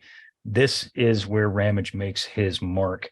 He's running on the surface. He clears the bridge save for himself and 1 quartermaster lookout aft. Determined to come away with a kill, Ramage steered Parche into the middle of the Japanese convoy on the surface at night. Very reminiscent of Richard O'Kane, but he's doing this before Richard O'Kane is doing these actions. Bill, take us through what happens next here. And this is not in the Taiwan Straits. This is how it is in the Philippines. Maneuvering with the convoy inside the escort screen, Ramage attacks the convoy, firing a total of 19 torpedoes. If you're in the middle of the convoy, you can pretty much shoot in any direction because there's going to be a target there. As the torpedoes begin to hit their targets, the escorts began to take notice that they had a snake in a hen house, to use your expression, Seth. Escorts and merchantmen opened fire on Parche. Of course, they're also shooting at each other since Parche's in the middle of the convoy. Escorts and merchantmen opened fire, and Ramage returned fire with torpedoes, zigging and zagging to complicate the firing solution of the enemy ships. The entire melee lasts about 48 minutes. And in the shooting spree, Ramage is credited with 5 ships in one fight, 48 minutes, 5 ships. At that time, Ramage's rampage, how's that for alliteration? Through the Japanese convoy at night on the surface, close in, had never been done before. And his attack soon became legend among the submarine force. Mm-hmm. So not saying that Ramage was out looking to make a name for himself, because he wasn't.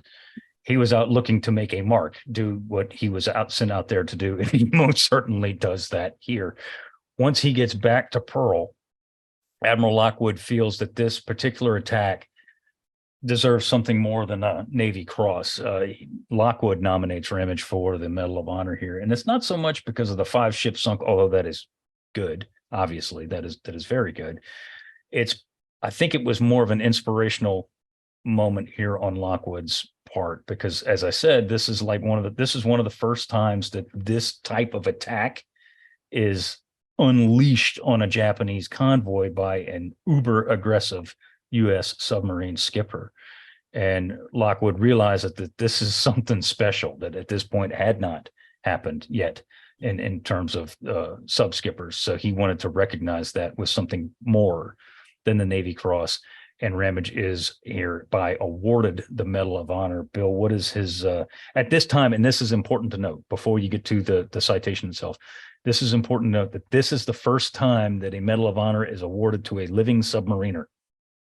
So the first three guys that we talked about, Cromwell, Dealey, and Gilmore, they were all awarded posthumously. Dealey's award was actually awarded in 1945. Regardless of this, it was a posthumous award. This is the first time that a submariner is awarded the Medal of Honor who has not gone to his death in that submarine. So this is a very significant action. This is why I say Lockwood recognizes what it is and wants to award it appropriately.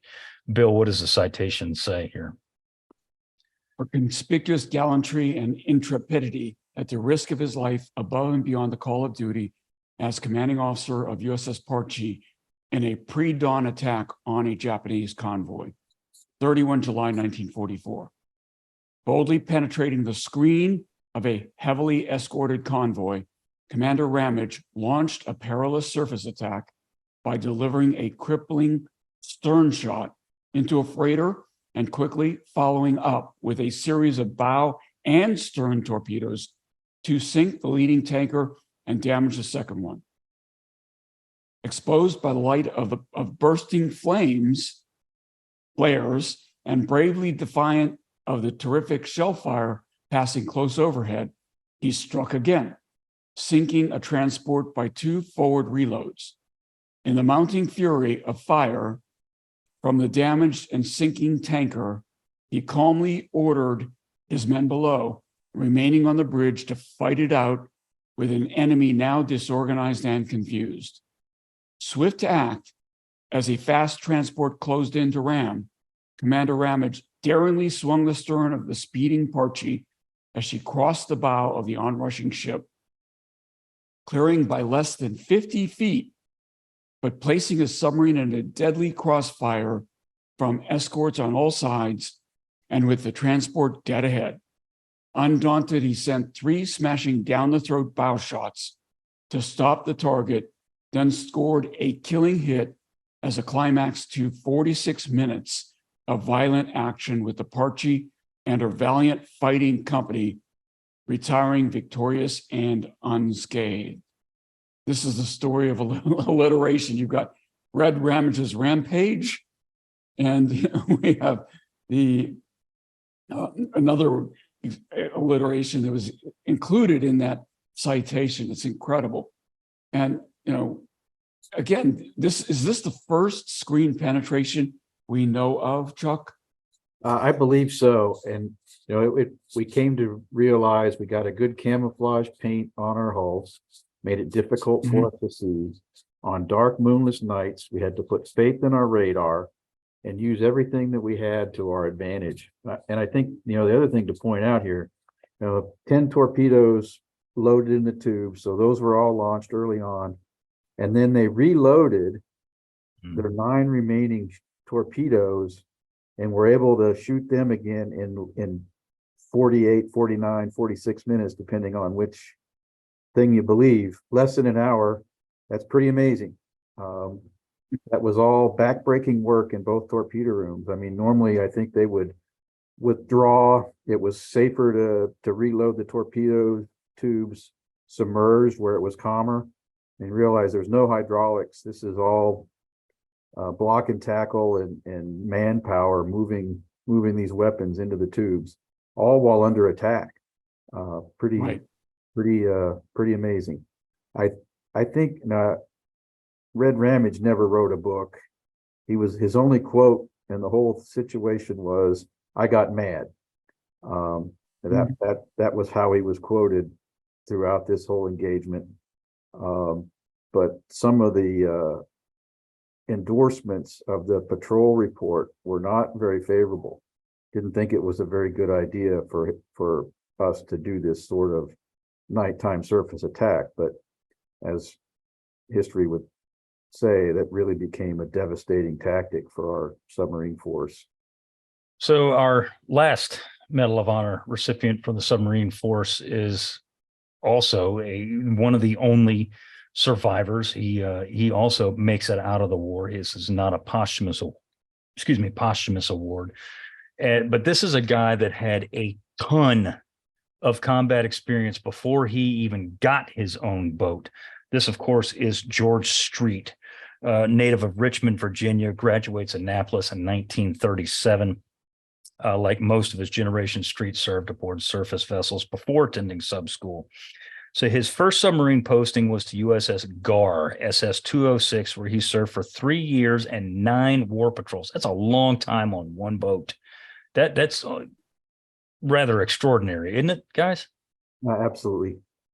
I think another guy like him would be Ned Beach, who I'm reading down here, 10 patrols on trigger. That's a tremendous amount of experience in your command team there. You are not kidding. You are not kidding. In his variety of roles that George Street served on Gar, one of them was gunnery and torpedo officer, the TDC operator, and then later XO and navigator. So the guy had experience in almost every significant role in a submarine before he became CO of USS Tarante. And as you were saying, Chuck, his executive officer aboard Tarante was a guy that you knew, Bill, in Ned Beach, who had done 10 patrols on USS Trigger. So between the two of them, they got 19 war patrols under their belt, and they have to form. They have to, without me looking it up, and again, correct me if I'm wrong, but they have to form the most experienced CO and XO team of the war. And now we're talking 1945. But between the two of these guys, that is a ton of submarine experience. It is, yeah. Yeah, I did know. I met George Street. I wouldn't say I knew him, but I did know Ed Beach. And so, yeah, he had a ton of experience and eventually did rise to command, but not in time to do any war patrols, I don't think, before the war ended.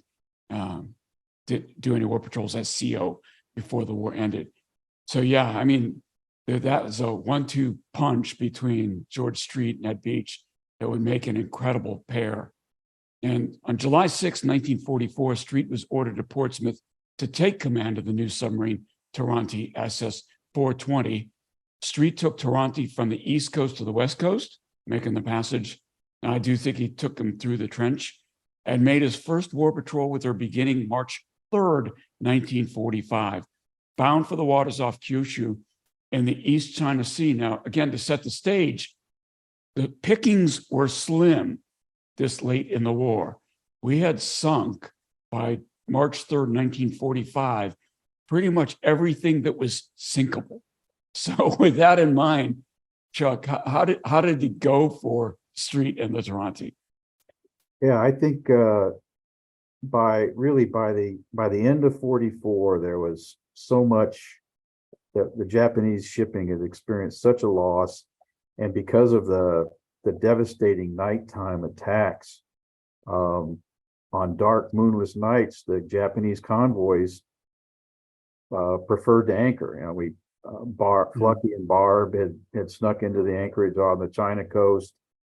So I think, Street, as they're heading out, they're aware of what the situation is, but they go out into an area that if there isn't traffic and the war's all but over, they've got to get the resources they need, and it's got to come through the East China Sea to get there. So if there's going to be shipping, this is one of those areas where it's going to be. So he's pretty aggressive about what he does here. They downed 2 Japanese ships, a tanker and a freighter, early in the patrol, and then they move closer to the southeastern coast of Korea. They boarded some small craft, and torpedoed a single freighter, and things are going. That's pretty busy for that time of year, for that sort of patrol. And then on the 12th of April, they receive a ultra message that there was a potential and very important target in Jeju Harbor, which is on the Jeju Island, is a small island off the southwest coast of the main peninsula of Korea. The harbor's on the kind of in the center on the north coast. It's kind of a long, slender island, and Street takes this seriously. They head up and make a plan to go into the harbor of Jeju Harbor to look for this target. So I was just there in Jeju last month. Oh, wow. And that water is very, very shallow. And so, yeah, he's driving out on the surface in 60 feet of water. It's just too shallow to submerge. But this is what these guys had to do at this point of the war if they were going to sink anything. Right. Is, the keel depth when those guys at periscope depth is about 60 feet. Yep. So he'd be dragging the 62. Chuck, you'd know better than I.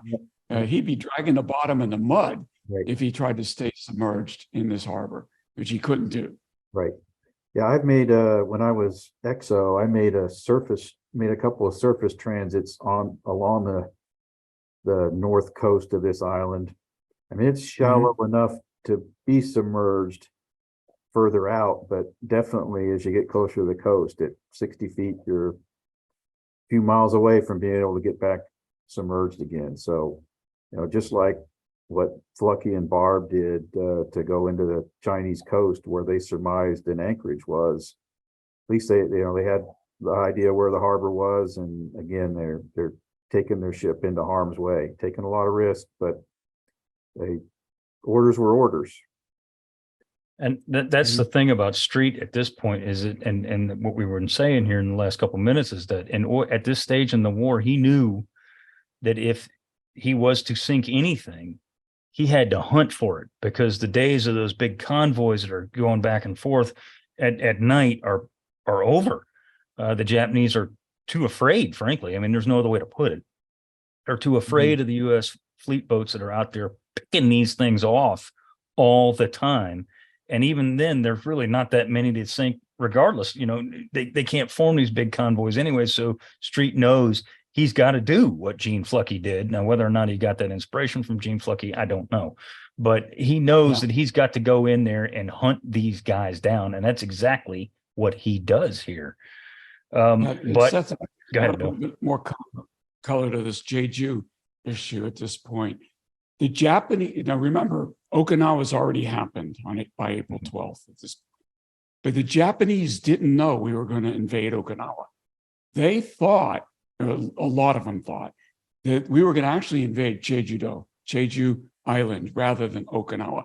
So they had amassed a great force on Jeju Island, believing that was going to be the next point that we would attack. Much of that force was still, I would say, trapped there after we attacked Okinawa. They just didn't have a way to get out. There were caves that they dug into the walls with suicide surface boats to attack the American fleet as it came in to attack and invade Jeju. So he's going after the kind of leftovers that the Japanese had assembled here when they believed we were going to invade Jeju rather than Okinawa.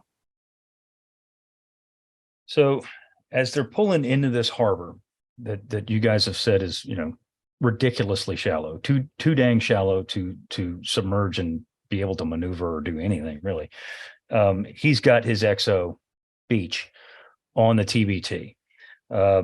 Street is below from all accounts at this time, and Beach is on the TBT. He observes 3 targets in the murky darkness, firing at the largest target, which was a transport. Street heard the tremendous explosion of the torpedoes. He decided to take Tarante into deep water. He fired at one target. Almost as soon as he turns the boat around, he's like, nope, let me go get these other 2 that are there. And he does that very thing. He fires from the stern the remaining 2 targets and sinks both of them. This is a very, this is not something to be taken lightly. While he only sinks 3 ships in this one attack, for this first patrol, he sinks 8 Japanese ships. And for this point in the war, that is huge. That is huge, because that's much like Howard Gilmore sinking 5 and a couple patrols in 1942, sinking 8 in April of 1945 is huge, because there just isn't anything there to sink. And it can't be understated that Street taking his submarine into the shallow harbor, and I put it in the notes, it was very Fluckian, because it was, that this is a tremendous risk. Not only can the boat run aground in an enemy harbor, you cannot submerge. You're a target for shore guns. Anything that wants to come out and try and get you, they can probably get there and get after you faster than you can get to them in a small harbor. This is a significantly dangerous operation. And the suicide boats were still there. They hadn't been transported out of JP. So, I mean, you're on the surface, you're vulnerable to that. You're vulnerable to aircraft. This is like borderline, crazy.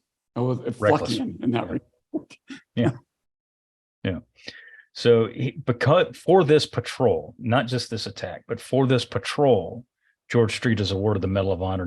Beach is awarded the Navy Cross here as XO. And he's one of the few, Chuck, you can comment on this. He's one of the few XOs to be awarded the Navy Cross as an XO. Am I right on this? So I'd have to go take a look at, see how many other submarine sailors besides COs that got the Navy Cross during the war, but it was a pretty small list.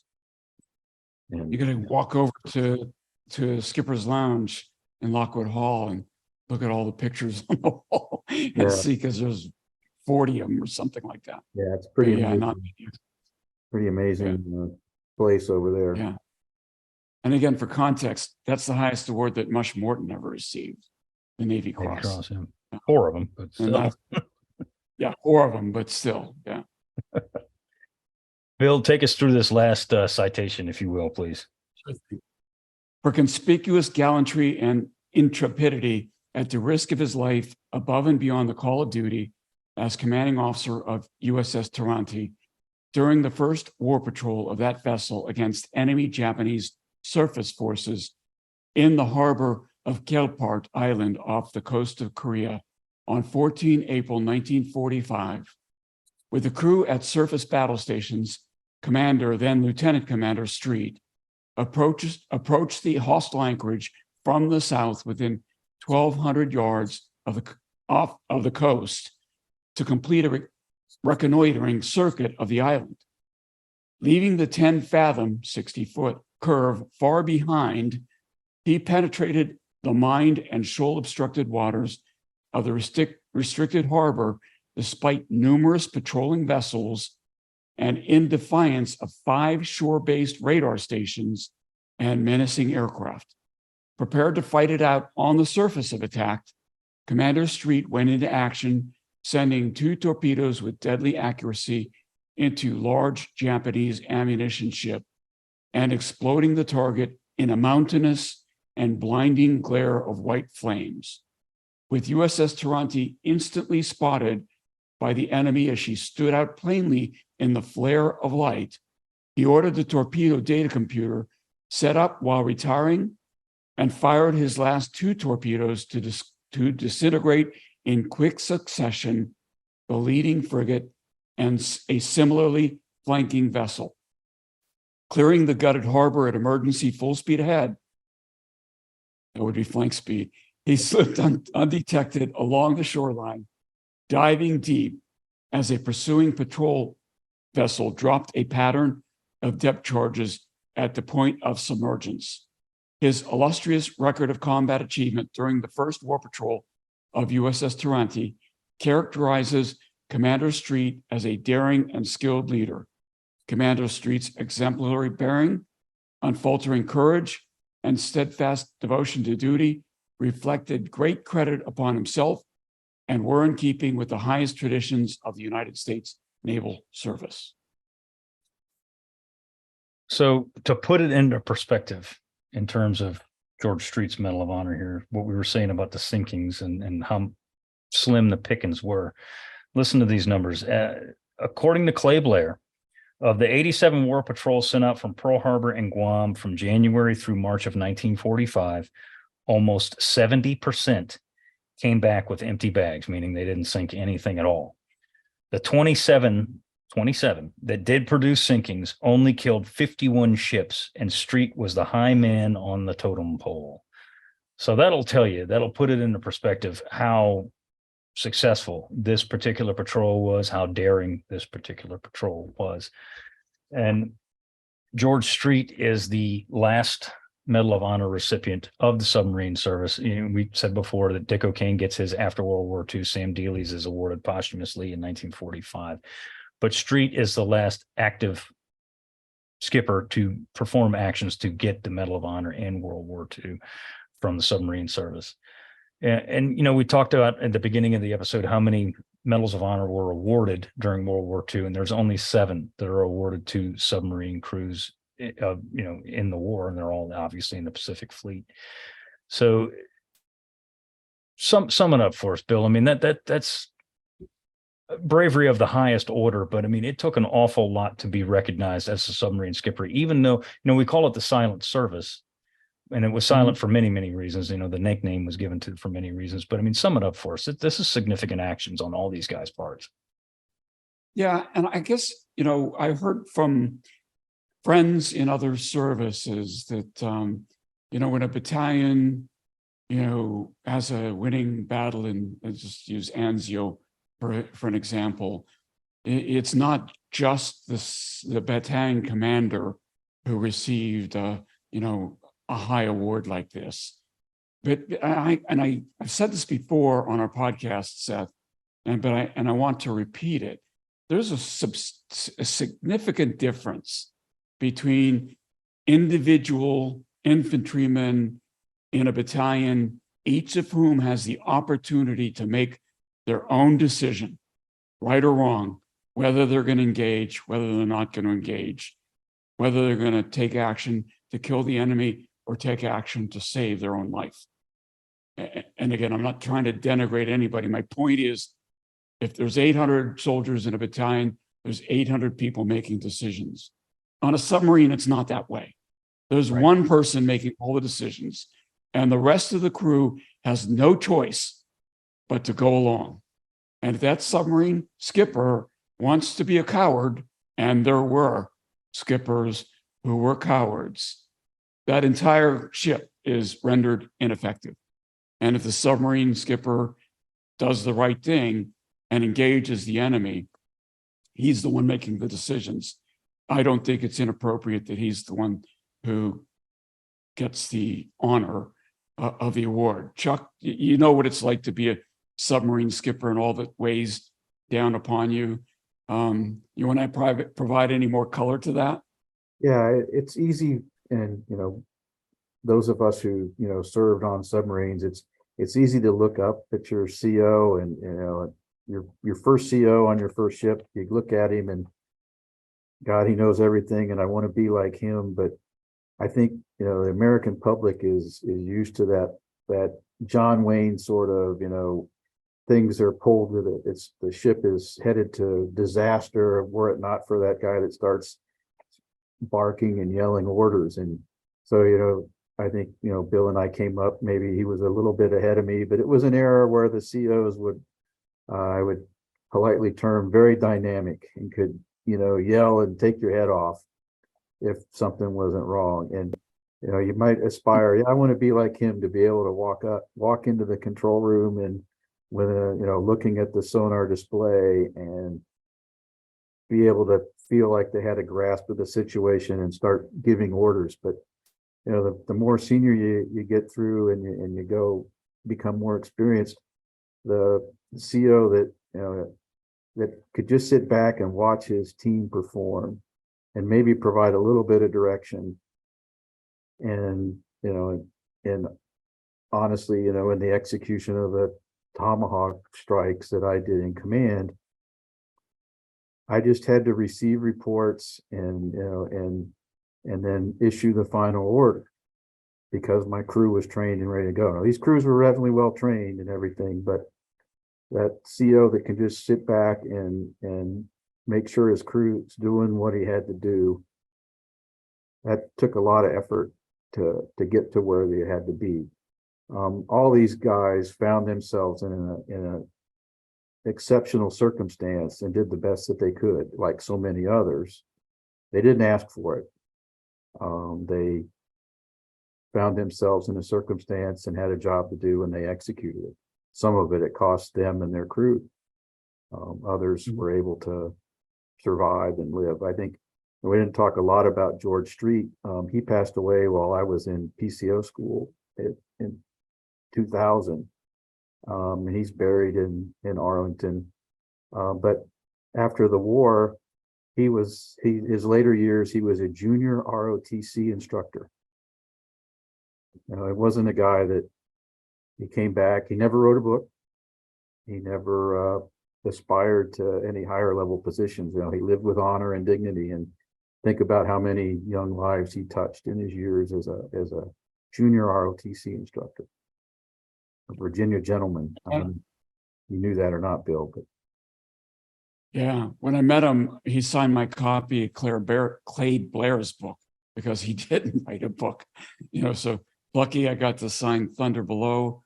O'Kane I got to sign Clear the Bridge and so on and so forth. But Street, the only book I had in my hand when I met him was the Clay Blair book, and so he signed it for me. It's just so unassuming is the way I would describe him. yeah, Humble and unassuming. yeah. Seth, you said at the beginning, these guys didn't win. They weren't winners. They didn't consider themselves that would be, and I don't think any of us consider ourselves that way either, right? We had a job to do, and we did it. Whatever circumstances came our way, we did the best we could. Others may criticize what we did or didn't do, but if they haven't walked a mile in our shoes, then it really doesn't matter. You have to be thick-skinned in this business. And Bill knows that as well as I do. You've got to be thick-skinned. There'll be a lot of people that tell you what you could or should have done better, and maybe that's right. Hindsight's always 20/20 or even better than that, and you just had to react with what you had at the time and do the best you could. And, to your point about these guys being humble, every single one of them, obviously the three that were killed in action, we'll never know, but their past actions or previous actions before the medal were that, they were humble men. They were not glory hunters. They were not out seeking the blue ribbon. That was the furthest thing from their mind. And of all the Medal of Honor recipients I've known in my entire career, which are a lot, from, World War II all the way to now to today, every single one of them was like that, with the exception of maybe one. But regardless of that, the vast majority, I should say, of Medal of Honor recipients are, all of them, very, very humble men. It's not something that they set out to achieve or acquire. And I think these guys, the survivors are, a very good example of that. George Street and Ramage and O'Kane later on, and people like him, that they definitely were. They set the standard for guys like you later on when y'all went into the submarine service. We said before, Bill, you guys stood on the shoulders of giants. Well, these are the giants that you stood on their shoulders. These are the guys. These are the ones. So, well, if there anything else you guys want to add, or are we free and clear? There is one footnote I think I want to add to the episode that's unrelated to the submarine Medal of Honor recipients, Seth, but there is one comment that I read recently that kind of, I would say, hurt a little bit.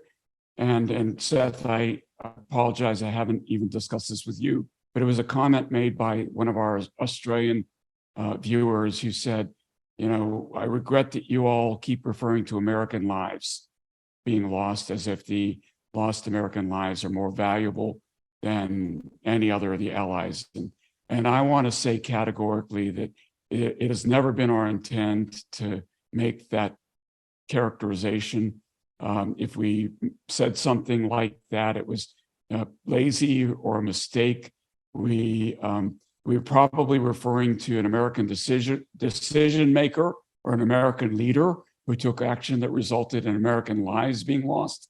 That does not mean that we believe that the American lives are more valuable or anything like that. We're going to endeavor to do better.